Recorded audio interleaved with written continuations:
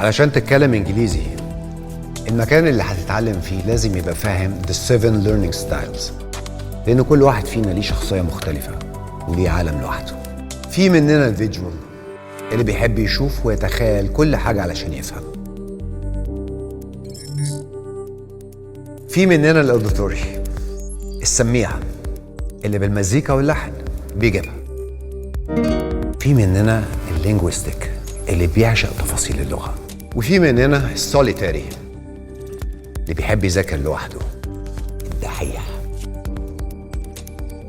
وعكس كده بالظبط السوشيال اللي بيحبوا يشتغلوا مع بعض. في مننا اللوجيكال اللي بيحب يرتب كل حاجة الخطوات وبيعشق السيستم. في مننا الفيزيكال، النوع ده بيبقى هايبر حبتين وبيقدر يتعلم من خلال الأنشطة الحركية. في مننا اللي بيفهم بأكتر من ستايل. تخيل لو بدأت تدرس في مكان مش فاهم الكلام ده، يا ترى ممكن يحصل ايه؟ أنا لقيت في 4 ليفل 1 إنهم بيدربوا المدرسين على كل الستايلز دي، وعندهم طرق تدريس عبقرية هتخليك تتكلم إنجليزي بسهولة. Are you ready to practice? Ready. Very good. Action. I am. He is it. As we are. You are. Very good. 4 ليفل 1 بيوفر لك منهج عالمي قدر يوصل ملايين حوالين العالم إنهم يتكلموا إنجليزي.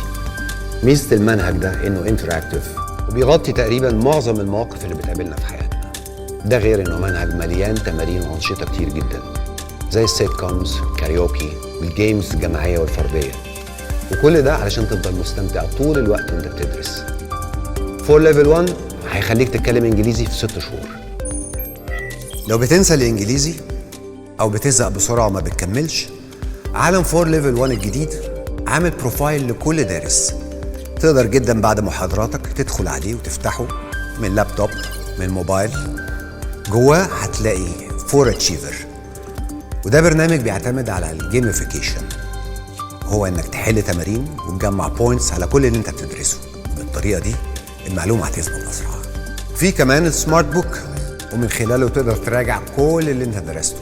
وفي ايفالويشن من خلالها بتقدر تعرف مستواك وصل لحد فين اول باول. كل الحاجات دي يا جماعه بتديكم موتيفيشن او دافع قوي علشان تكمل للنهايه وفي الاخر تتكلم انجليزي. شكرا.